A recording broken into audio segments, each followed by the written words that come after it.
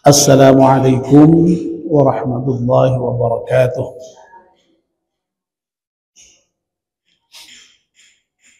Bismillahirrahmanirrahim. Alhamdulillahi rabbil alamin. Wassalatu wassalamu ala asyrafil mursalin Sayyidina wa maulana Muhammad wa ala alihi wa sahbihi ajma'in. Amma ba'd. Ibu-ibu jamaah pengajian putri Masjid At-Taqwa yang dimuliakan Allah Subhanahu wa taala. Alhamdulillah, sore hari ini atas limpahan rahmat dan nikmatnya kita semua bisa hadir di masjid untuk melaksanakan aktivitas rutin mingguan kita, pengajian putri setiap sore hari Jumat. Kita mohon kepada Allah Subhanahu wa taala semoga seluruh rangkaian kajian kita di sore hari ini dicatat oleh Allah sebagai amal ibadah kita. Amin ya rabbal alamin. Saya mohon maaf karena beberapa kali giliran saya urus ngaji saya tidak bisa memenuhi jadwal karena semester ini itu saya mendapatkan jadwal mengajar itu Jumat sore. Ya, meskipun hanya separuh semester karena itu untuk satu mata kuliah 2 pengampu, saya di bagian akhir kemarin ada ya 2 bulanan mungkin saya tidak bisa mengisi pengajian di sore hari Jumat. Dan alhamdulillah proses kuliah sudah selesai sehingga tadi pagi Bu Heri Subuhan meminta saya untuk ngaji sore hari ini. Ya alhamdulillah tidak ada acara sehingga saya bisa. Baik ibu-ibu yang saya hormati, kalau tidak salah ingat, kajian kita mengenai cabang-cabang iman itu sudah menyelesaikan cabang yang ke-19, yaitu menyebarkan ilmu. Sore ini kita akan memasuki cabang yang baru, yaitu cabang yang ke-20, yakni bersuci. Atau kalau dalam bahasa Arabnya taharah. Cabang iman yang ke-20 ini yaitu bersuci atau taharah itu dasarnya adalah pada hadis Nabi, dalam hadis yang diriwayatkan oleh Imam Muslim. Seperti yang ibu-ibu baca di halaman 66 itu ya, dari buku yang ibu-ibu sudah punya itu ya. Itu di bagian yang paling akhir itu disebutkan satu hadis an Abi Malikin al-Ash'ari radhiyallahu anhu qala Rasulullah sallallahu alaihi wasallam at-tahuru syatrul iman. Ini hadisnya panjang tetapi yang terkait dengan poin yang kita bicarakan cabang iman bersuci ini adalah potongan yang paling awal itu. Dalam hadis ini Rasulullah bersabda at-tuhuru, ya, bukan at-tahuru, at-tuhuru syatrul iman. Yang namanya bersuci itu merupakan bagian dari iman, cabang dari iman.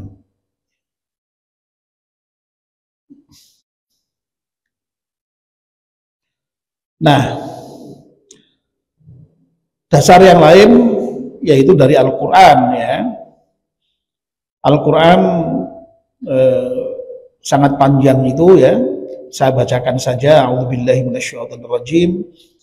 Ya ayyuhalladzina amanu idza qumtum ilas salati faghsilu wujuhakum wa aydiyakum ilal marafiqi wamsahu bi ru'usikum wa arjulakum ilal ka'bain wa in kuntum junuban fattahharu wa in kuntum marḍā aw 'alā safarin aw jaa'a ahadun minkum minal ghā'iti aw lamastumun nisā'a falam tajidū mā'an fatayammamu sa'idan thayyiban famsahu bi wujuhikum wa aydikum minhu ma yuridullahu liyaj'ala 'alaikum min haraj walakin yuridu liyutahhirakum wa liyutimma ni'matahu 'alaikum la'allakum tashkurun. Jadi cukup panjang ya, ayat 6 dari surat Al-Maidah ini. Hai orang-orang yang beriman, bila kamu hendak menegakkan sholat, maka basuhlah mukamu dan tanganmu sampai dengan siku. Usaplah kepalamu dan basuhlah kakimu sampai dengan mata kaki. Jika kamu junub, maka mandilah. Dan jika kamu dalam perjalanan kembali dari buang air atau menyentuh perempuan lalu kamu tidak memperoleh air, maka bertayamumlah dengan tanah yang baik. Sapulah mukamu dan tanganmu dengan tanah itu. Allah tidak memilihkan kamu, tapi Dia hendak membersihkan kamu dan menyempurnakan nikmatnya untuk kamu supaya kamu bersyukur. Ya. Jadi ayat yang panjang ini merupakan dasar dari diperintahkannya berwudu itu ya. Kalau mau sholat ya, lalu kemudian kalau misalnya kok tidak ada air ya boleh dengan tayamum ya. Kalau kita sehabis buang air ya, atau sehabis menyentuh perempuan ya, itu juga diperintahkan untuk wudhu. Kalau tidak ada wudhu boleh, kalau tidak ada air bisa bertayamum ya. Ini sekali lagi merupakan aturan wudhu, tayamum dan juga mandi ya. Kalau junub mandi ya, ada tadi itu ya. Nah, karena yang namanya ketika kita mau sholat diperintahkan untuk wudhu itulah, maka kemudian ada hadis Nabi yang menyebutkan juga la yaqbalullahu azza wa jalla sholatan bi ghairi tahurin. Allah tidak akan menerima sholat orang yang tidak suci. Ya, suci itu atau toharoh itu ya, seperti yang kita kenal ya, itu ada dua ya. Apa Bu? Suci dari apa? Yang pertama suci dari hadas, yang kedua suci dari najis ya. Jadi ada dua ya. Jadi yang pertama suci dari hadas, yang kedua suci dari najis. Dan dua-dua suci ini, baik suci dari hadas maupun suci dari hadis, itu merupakan najis. Nah, tadi saya bilang apa? Oh ya, suci dari najis maksud saya. Ya, jadi suci dari hadas maupun suci dari najis itu kedua-duanya merupakan sahnya sholat, syarat sahnya sholat. Tadi Nabi menyatakan kalau tidak suci tidak sah sholatnya. Nah, ini harus kita ketahui. Ini termasuk bidang kajian dalam ilmu fikih ya. Makanya sebenarnya mengkaji fikih itu penting ya, supaya terkait dengan persoalan ibadah kita itu benar ya. Saya tuh sebenarnya kepingin Pak Mansur dulu ya, dan sekarang ini Pak Bisri untuk khusus ngaji fikih supaya ibadah kita sehari-hari itu benar, dari mulai toharoh sampai sholat, puasa, zakat dan seterusnya itu benar. Nah ini kita singgung lah masalah toharoh ini sedikit ya, terkait dengan cabang iman ini.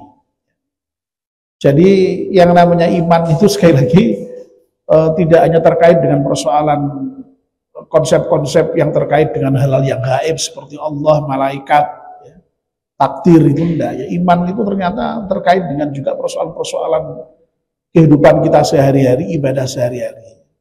Kemarin sudah jelas loh ya, menuntut ilmu bagian dari iman, menyebarkan ilmu bagian dari iman, termasuk nanti aktivitas ibadah kita keseluruhan itu juga bagian dari iman. Dimulai dari sholat, dimulai dari bersuci, nanti sholat, itu semuanya bagian dari iman. Oke. Nah sekarang kita sekali lagi fokus terkait dengan persoalan bersuci. Ya. Mari kita bahas satu persatu ya. Suci dari hadas. Ya, hadas itu merupakan hal-hal yang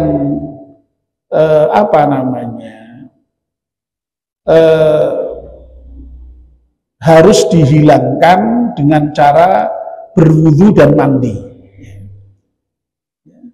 Yang harus dihilangkan atau disucikan dengan cara berwudu itu disebut dengan hadas kecil ya. Kalau yang harus disucikan dengan mandi namanya hadas besar ya. Ini harus kita pahami betul ya. Meskipun saya yakin ibu-ibu sudah tahu semuanya, tapi perlu kita kaji ulang ya. Ya. Nah, hadas yang harus disucikan dengan cara berwudu yang merupakan hadas kecil tadi itu ya, contohnya ya ketika kita misalnya buang angin ya. Ya, kita sudah berwudu mau sholat kok buang angin, berarti wudunya batal. Kalau mau sholat berarti harus wudu lagi ya. Tidak boleh kok kemudian lalu habis wudu kentut, maaf kok kentut ya. Buang angin lah, diperhalus dikit lah ya kok saja kalau kentut itu kok rodok saru itu ya. Buang angin itu ya harus wudu. Ya, mbok dinginnya kayak apa, mbok jauhnya kayak apa ya harus wudu.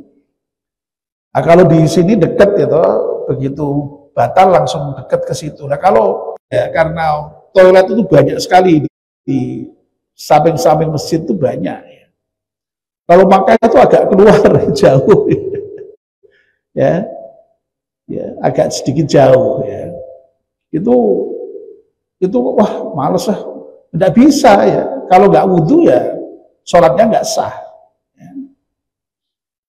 Apalagi Bu, yang harus disucikan dengan wudhu itu, buang angin terus apa? Ya buang air ya pastilah ya. Baik itu air kecil maupun air besar ya. Kalau air kecil itu dari depan, kalau air besar dari belakang itu yang keras itu ya. Oke. Itu juga sama, harus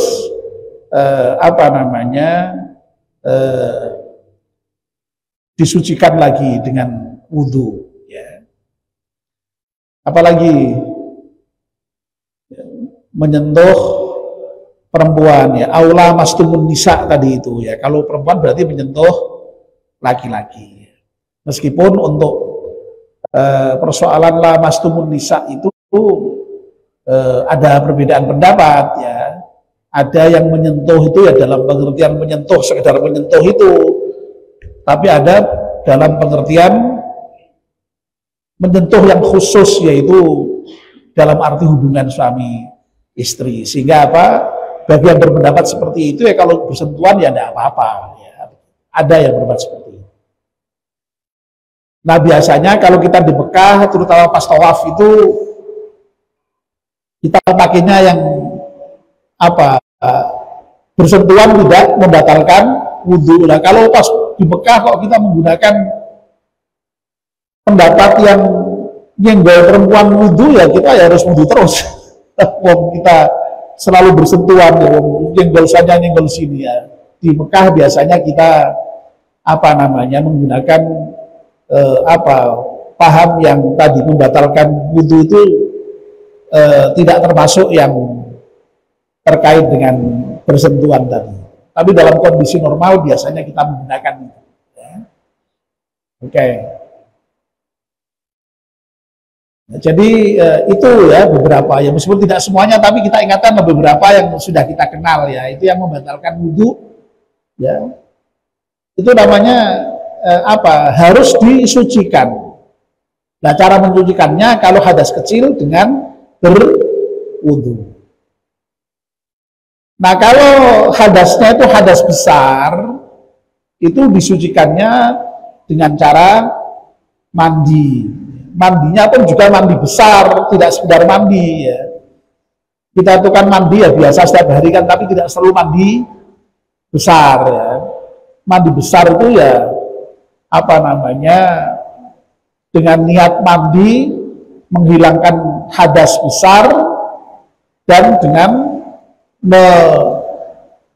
meratakan air ke seluruh tubuh kita. Tidak boleh ada bagian tubuh yang tidak terkena air. Jadi kalau mandi besar itu tidak seperti mandi biasa, asal mandi itu enggak, ya mandinya dengan cara yang sangat khusus, yaitu dengan meratakan seluruh air ke dalam seluruh bagian tubuh kita, dari kepala sampai kaki ya. Termasuk yang kelempit-kelempit itu ya tetap harus dibasuh ya. Oke. Nah, untuk yang hadas besar ini, kalau untuk yang laki-laki hanya sedikit itu. Untuk yang laki-laki itu ya paling kalau hanya keluar sperma sama berhubungan seksual. Tapi kalau ibu-ibu banyak loh Bu ya. Ya, di samping berhubungan seksual ada apa Bu? Haid ya. Setelah haid itu harus mandi besar ya. Apalagi Bu? Nifas. Ya, setelah nifas itu harus mandi besar ya. Apalagi wiladah ya, setelah melahirkan gitu ya, itu juga mandi besar ya. Jadi ibu-ibu banyak terkait dengan hadas yang harus disucikan ya dengan cara mandi besar itu ya.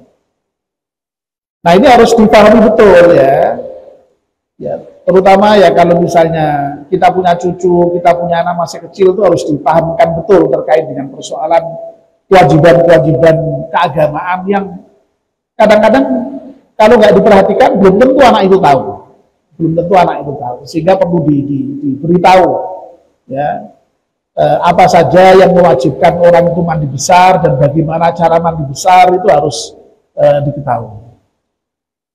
Nah, mandi itu sendiri di samping yang merupakan mandi wajib, ada juga yang disebut dengan mandi sunnah ya. Mandi sunnah itu yang paling sering kita lakukan apa itu? Pada saat apa? Bu, mandi sunnah yang sering kita lakukan pada saat apa? Ya, yang sering kita lakukan pada saat apa? Ya, hari Jumat ya, kalau mau Jumatan. Lalu kemudian apa lagi? Hari raya Idul Fitri maupun Idul Adha, itu kita disunahkan untuk mandi itu ya. Disunahkan untuk mandi ya. Mau umroh ya, termasuk mau umroh itu juga disunahkan mandi ya. Yang sering kita lakukan ya, yang sering ya. Nah, itu termasuk toharoh ya. Toharoh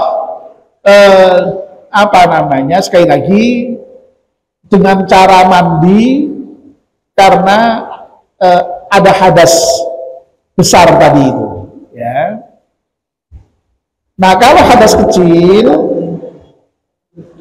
ya untuk mandi ya ya ya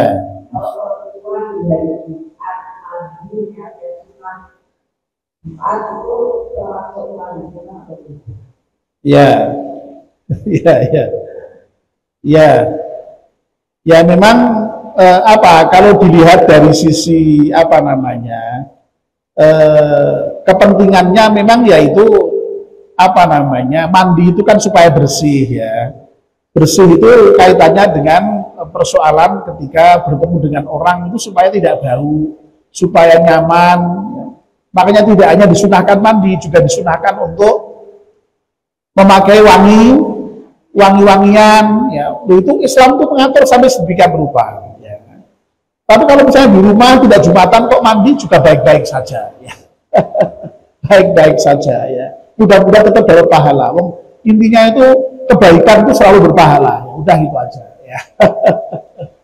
Kalau fikih itu nanti kalau diperdebatkan bisa panjang. Sudah intinya baik, mandi itu baik ya. Oke ya. Oke. Tapi kalau dari segi konteksnya ya karena menghadiri Jumatan gitu ya. Dan Jumatan kan bisa juga laku perempuan kan. Ya, nyatanya kalau kita di Makkah ya perempuan juga pada Jumatan kan ya. Di sini aja yang memang kemudian lalu tidak biasa Jumatan. Ya, oke ya. Jadi baik, lalu kemudian itu ya hadis besar oke lah ya sudah ini ringkas-ringkas saja saya kira supaya yang penting ibu-ibu ingat kembali. Saya kan sudah tahu, tapi mudah-mudahan ingat kembali dan bisa memberikan pencerahan kepada anak-anak kita ya apa namanya cucu-cucu kita ya itu bisa. Dan biasanya yang apa tempat memberikan pencerahan pada anak-anak perempuan, cucu-cucu perempuan kan ya ibu-ibu ya, anak bapak-bapak apa kan orang tua wagu gitu kan. Meskipun tidak ada salahnya, tapi tidak apa-apa. Ya. Nah kalau yang terkait dengan hadas apa namanya kecil, yaitu tadi dengan wudhu tadi, ya bersentuhan dengan lain jenis, buang angin, buang air itu dengan wudhu tadi. Ya, oke. Clear ya saya kira. Itu yang merupakan toharoh untuk mensucikan hadas, baik itu hadas besar maupun hadas kecil. Tapi jangan lupa yang namanya toharoh itu juga ada mensucikan dari najis. Ya. Nah terutama sekali kalau sholat. Kalau mau sholat itu apa saja yang harus suci? Yang harus suci apanya? Badan kita harus suci. Artinya apa? Itu ini penting untuk bersuci terkait dengan badan kita itu. Kalau buang air kecil, buang air besar itu dipastikan benar. Jangan sampai apa namanya sekedar apa namanya ya dibersihkan tapi tidak suci ya. Sebab untuk bisa membersihkan dengan suci itu tentu saja ada cara-caranya ya. Airnya sendiri yang untuk membersihkan harus suci ya. Misalnya maaf ya ibu-ibu habis buat air kok kemudian tidak ada air lalu adanya air teh misalnya lalu kemudian untuk bersuci kan tidak boleh ya begitu ya. Jadi airnya sendiri harus suci ya bisa dan mensucikan ya. Nah air yang mustakmal tidak boleh ya, yang sudah digunakan tidak boleh. Nah, ini memang butuh kaji diri ini sebenarnya ini ya, tapi ini kan tidak dalam konteks kaji fikih kita ini, kita kaji hanya dalam kaitannya dengan bersuci sebagai cabang iman ya. Tapi ya kita singgung tapi sedikit-sedikit saja ya. Nah, nanti pada saat kita ngaji fikih, oke lah kita sampai dalam-dalam ya. Mudah-mudahan nanti suatu ketika ada kajian fikih. Sebetulnya setiap hari Rabu itu sudah mengajarkan kajian fikih wanita. Oh alhamdulillah, ya sudah kalau begitu ya. Nah, ya, terima kasih. Alhamdulillah kalau sudah dari Rabu sudah ada kajian fikih khususnya fikih wanita ya. Terima kasih.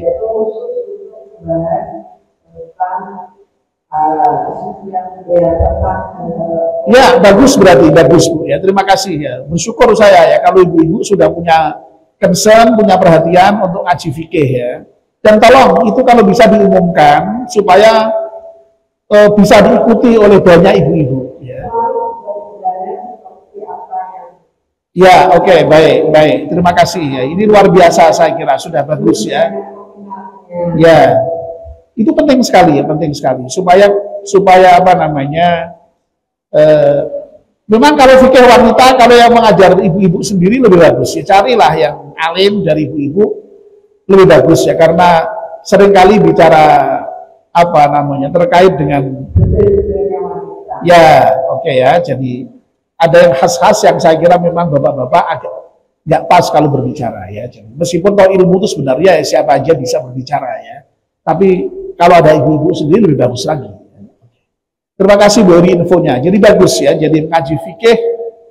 Nah ini sekali lagi karena konteksnya kita tidak ngaji fikih ya, kita hanya ngaji posisi bersuci sebagai bagian dari iman. Ya, oke, sehingga bagaimanapun juga memang kita harus itu tahu bersuci dengan baik gitu ya. Oke. Sampai di mana tadi ya? Bu, sampai di mana Bu? Oh ya, membersihkan najis ya. Ya baik ya. Karena buang air misalnya ya itu harus benar cara membersihkannya. Buang air besar ya itu harus besar membersihkannya. Itu yang ada dalam badan kita. Ya, ada yang badan kita. Lalu tidak hanya badan kita, pakaian kita. Ya. Nah pakaian kita itu juga harus suci. Makanya juga tidak boleh sembarangan ya. Cara mencuci pakaian di rumah itu juga harus benar. Jangan kemudian sembarangan mencuci. Ya. Bersih tidak identik dengan suci ya. Sekali lagi ya, bersih tidak identik dengan suci. Ya. Dan suci tidak identik dengan bersih. Itu dua hal yang berbeda. Ya. Ya. Makanya lalu ada syarat ya, airnya harus mengalir ya. Kalau airnya tidak mengalir, airnya harus banyak. Ya. Kalau untuk ukuran istilah di dalam kitab-kitab itu 2 kulah ya. Ya itu apa yang harus diperhatikan oleh ibu-ibu. Ya, jangan sampai airnya hanya sedikit, pakaian jenisnya langsung dimasukkan ke dalam bak yang sedikit itu malah najis semua. Nah itu harus hati-hati hal seperti ini. Ya. Jadi harus tahu persis cara apa mensuci. Mungkin tambahan mensuci yang tidak bisa suci tidak semuanya harus dimasukkan di mampu. Bagian-bagian yang kena najis itu harus disucikan Iya. Karena kalau bagian yang najis langsung masuk, semua kena najis. Iya. Itu kan tidak seperti kita mencuci manual. Iya. Guyur, iya. Iya. Oke, ya.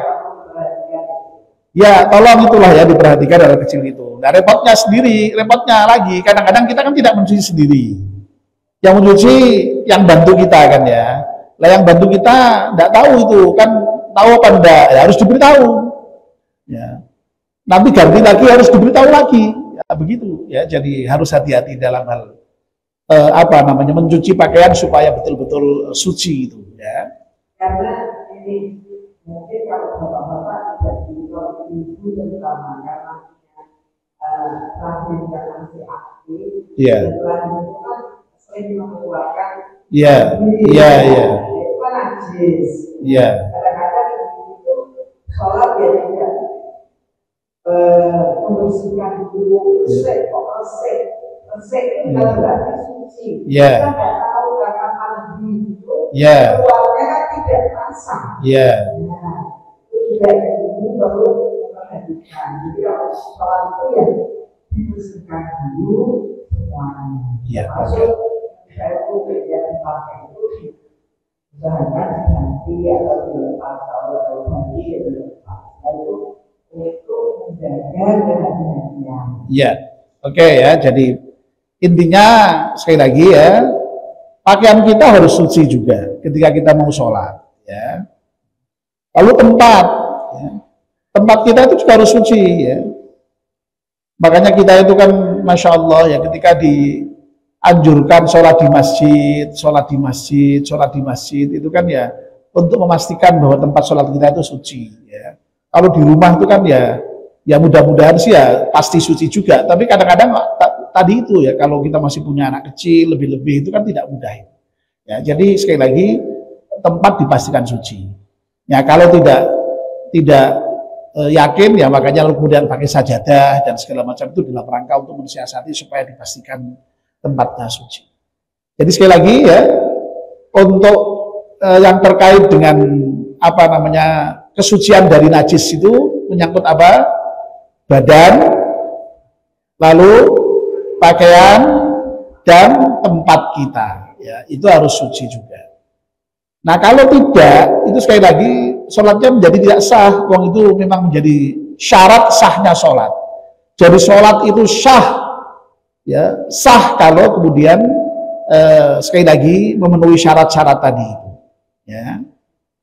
Jadi syarat itu ada syarat wajib, ada syarat sah ya.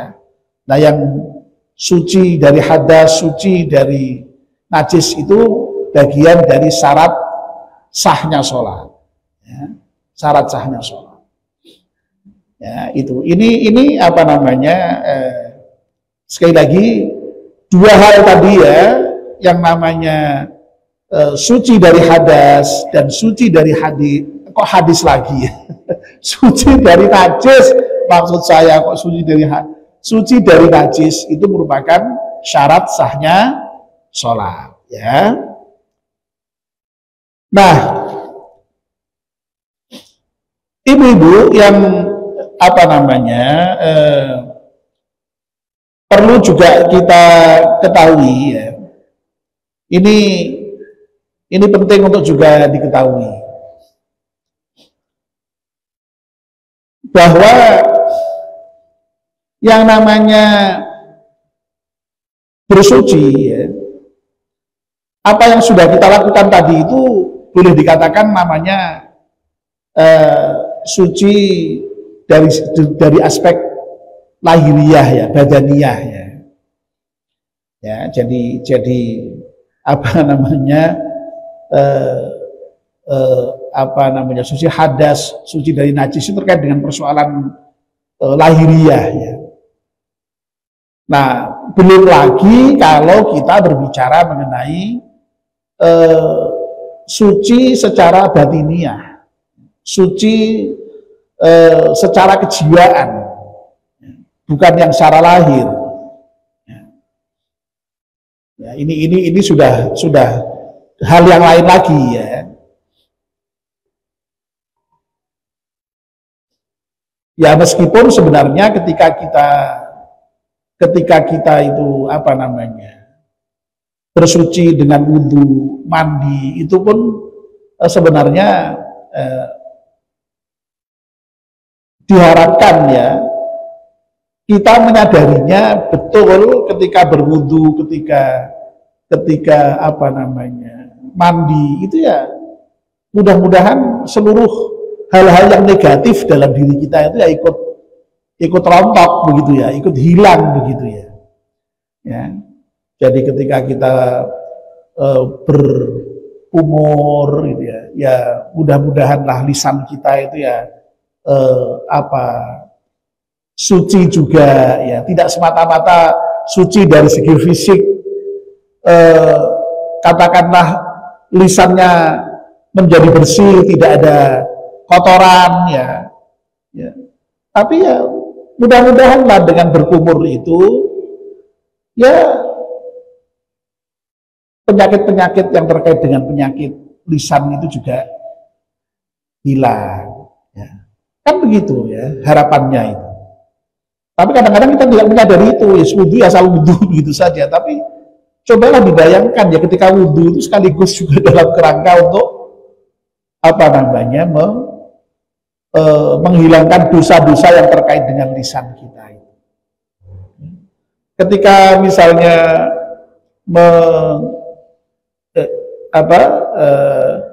masukkan air ke hidung ya, itu pun juga mudah-mudahanlah ya di samping hidung kita itu bersih karena dibasuh oleh air, karena kita menyedotkan air dalam hidung sehingga debu-debu yang ada dalam hidung itu apa namanya hilang keluar ya, mudah-mudahan kita ini ya jangan gunakanlah hidung kita itu untuk hal-hal yang tidak baik ya. Lalu apalagi misalnya muka ini yang paling masya Allah ya. Melihat dengan muka kita ya, ini mudah-mudahan ya dengan wudhu itu terbasuhlah juga mudah-mudahan dosa-dosa kita yang terkait dengan muka kita. Ketika kita membasuh tangan juga begitu, dan seterusnya ya, ketika membasuh rambut kita, kepala kita, membasuh telinga kita, membasuh kaki kita, itu ya dengan harapan seperti itu ya, diampunkannya dosa-dosa kita itu ya. Jadi sebenarnya ada aspek ini ya, jadi wudhu itu meskipun toh sifatnya ya tadi itu lahiriah begitu ya, membasuh bagian-bagian badan kita secara lahiriah, tapi ya mestinya itu ya punya efek batiniah, efek spiritualitas tadi itu ya. Itu harapannya seperti itu ya. Makanya lalu kemudian ketika kita sehabis wudhu itu kan doanya apa? Allahumma ja'alni minat tawwabina waj'alni minal mutatahhirin waj'alni min ibadikas salihin. Masya Allah itu kan ya. Ya Allah, jadikanlah kami termasuk orang-orang yang suci ya. Jadi suci itu sekali lagi ya tidak hanya suci lahirnya tadi itu ya, dengan dibasuh air wudhu itu mudah-mudahan ya suci secara batin juga. Makanya lalu kemudian waj'alni minat tawwabin. Artinya apa?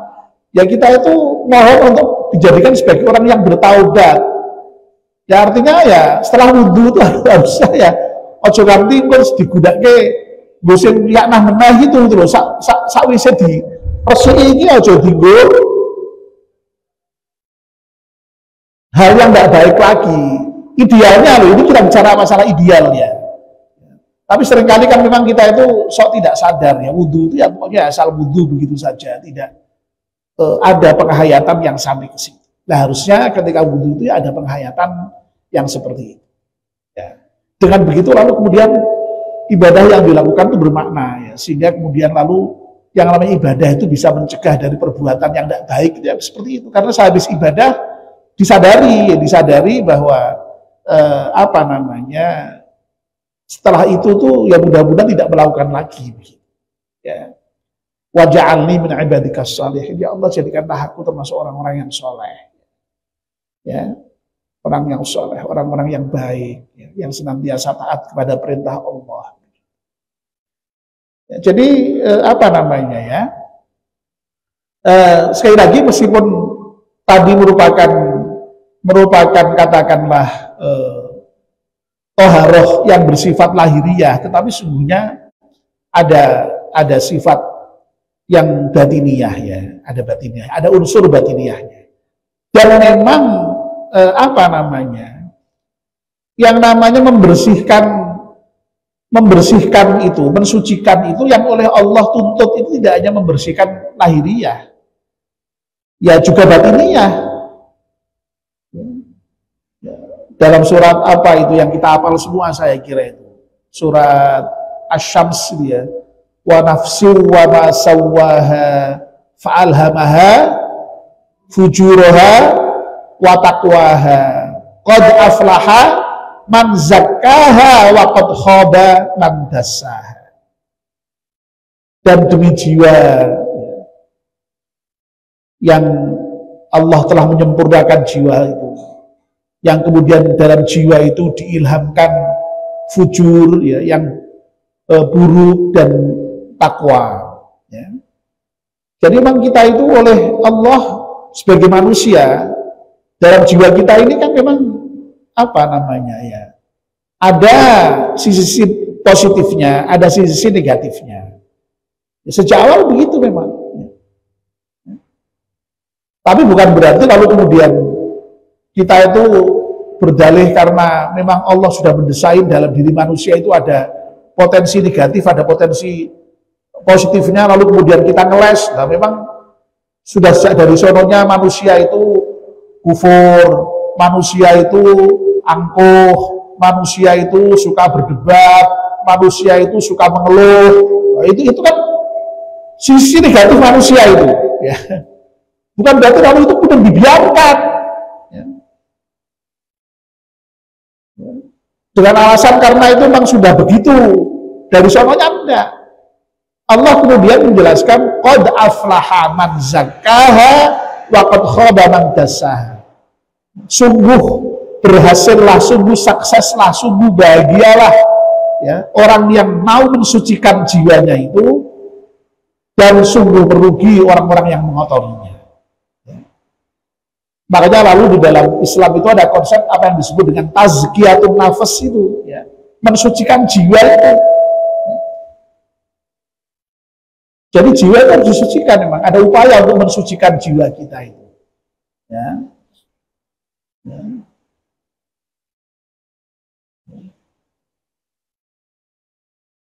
Tapi kita tidak boleh merasa suci, ya, begitu ya. Karena ada larangan tuh, fala tuzakku anfusakum. Jangan kamu merasa suci dirimu itu, ya. Justru kita harus merasa diri kita itu kotor, lalu kemudian kita berusaha untuk mensucikan. Ya. Jadi non sewu, ya. Jadi sekali lagi bersuci itu sekali lagi tidak hanya bersuci terkait dengan persoalan lahiriah, badaniah, ya. Tadi mandi, wudhu, ya. Wudhu itu sendiri pun juga sudah ada aspek spiritualnya. Tapi lebih dari itu memang kita diperintahkan oleh Allah untuk melakukan tazkiyatun nafas, itu pensucian jiwa itu. Ya. Makanya ada doa yang ditunturkan Nabi kita itu, masya Allah itu, masya Allah, ya. Allahumma tahhir qalbi, ya, minan nifaq. Ya Allah, sucikanlah jiwaku, hatiku dari nifaq, ya. Dari nifaq. Ya. Ya. Tadi pagi Pak Fadil baru saja itu berbicara mengenai ayat-ayat yang terkait dengan persoalan munafik gitu, ya. Nah, nifak di sini tentu saja tidak sampai nifak yang berkaitan dengan kepercayaan, ya.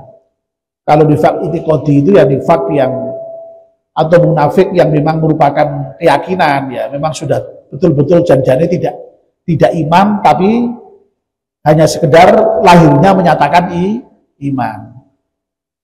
Tapi kalau nifak yang amali, ya, itu ya hanya sebenarnya orangnya beriman, sebenarnya orang Islam, tapi perbuatannya itu mencirikan perbuatan orang-orang munafik, ya. Kalau berkata bohong, kalau berjanji berdusta, berkhianat, ya, kalau diberi amanah tidak dijalankan, itu kan ciri-ciri munafik. Nah, munafik di situ itu munafik yang sifatnya lebih bersifat perbuatan, tidak sampai pada itikodi. Jangan kemudian lalu kalau ada orang dusta sedikit, wah munafik kamu, ya. Tidak usah begitu, ya. Itu nifak dalam pengertian yang sekedar amali saja, tidak sampai itikodi. Itu kan sampai Rasulullah berdoa itu, Allahumma tahhir qalbi minan nifak tadi.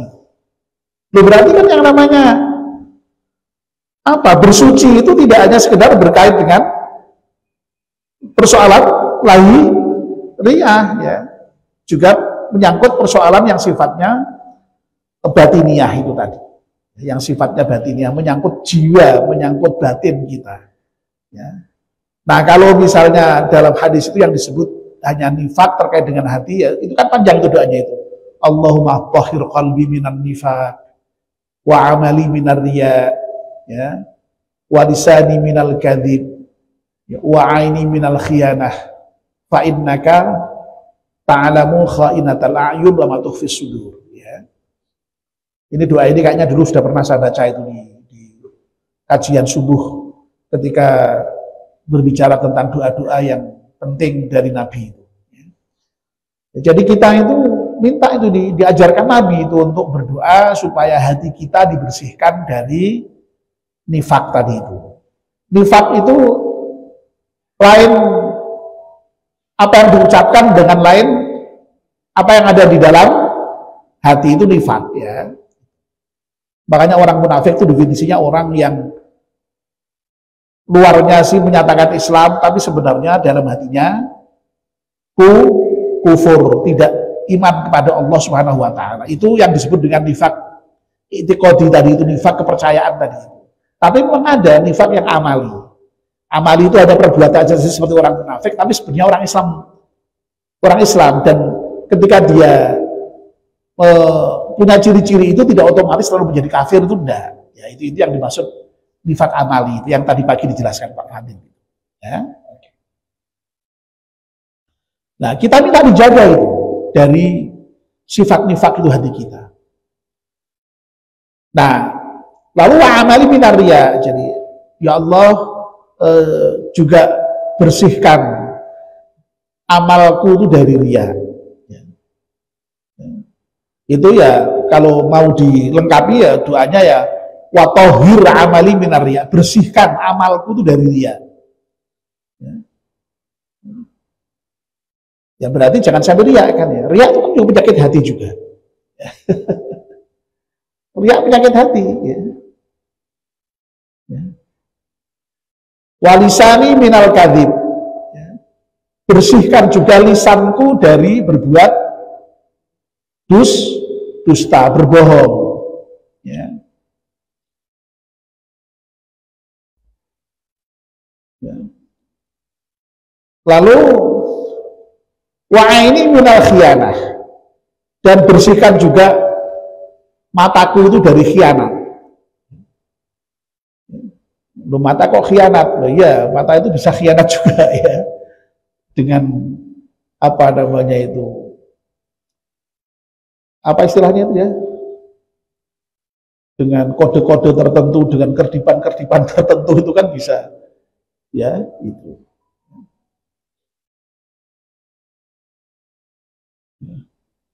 Dan ada yang menarik itu diantara termasuk khianat itu, ini tapi terutama bagi laki-laki itu ya maaf ya, ketika misalnya bertamu ya apa namanya ke rumah tertentu yang di situ ada istrinya, ada anaknya perempuan ya, ketika ada suaminya itu seakan-akan baik gitu ya, tidak mencuri-curi pandang gitu. Begitu khianatnya mata itu diantaranya seperti itu.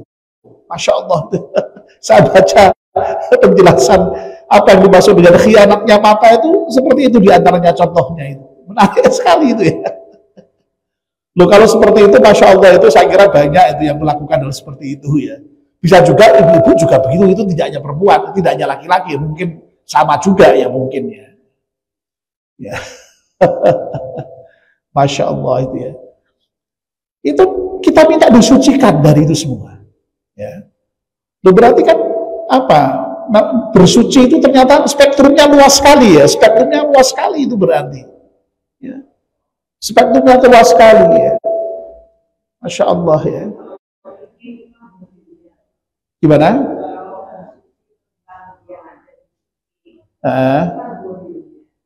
Nah iya, makanya tadi saya katakan kan ya.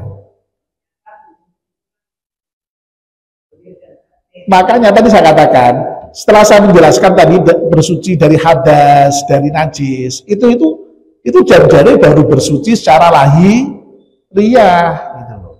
Loh, ternyata kalau kita mau mengkaji lebih dalam lagi itu, bersuci itu juga menyangkut hal-hal yang bersifat batiniyah, bahkan luas sekali spektrumnya jadinya ya.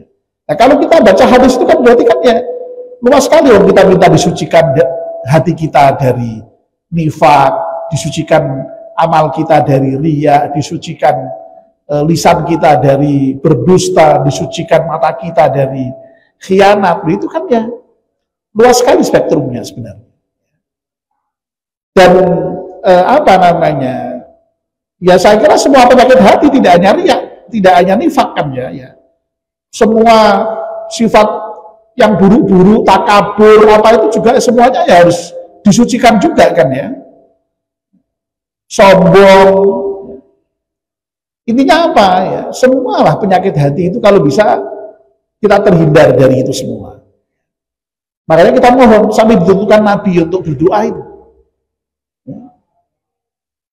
Allahumma tahhir qalbi minan nifaq wa amali minar riya wa lisani minal kadhib wa aini minal khiyanah fa innaka ta'lamu kha'inatal a'yun wa ma tukhfis sudur. Coba nanti kalau doa itu masih ada, apa mungkin tidak tahu apa sudah saya upload atau belum itu di YouTube. Kalau sudah ada nanti barangkali bisa saya sampaikan kembali kepada ibu-ibu doa itu. Jadi nuwun sewu ibu-ibu ya. Jadi intinya bahwa sekali lagi ya, bersuci ini merupakan cabang dari iman ya. Cabang dari iman. Artinya apa? Artinya kalau kita ingin mau disebut iman kita itu sempurna ya. Ya kita ini memang harus bersuci ini ya. Melakukan toharoh ini ya. Dan toharoh ini memang sekali lagi ya berkait langsung dengan ibadah kita, dan itu ibadah yang paling penting, yaitu sholat. Sehingga memang harus kita perhatikan betul ini masalah toharoh ya. Makanya boleh dikatakan semua kitab fikih itu ya dimulai dari toharoh ya.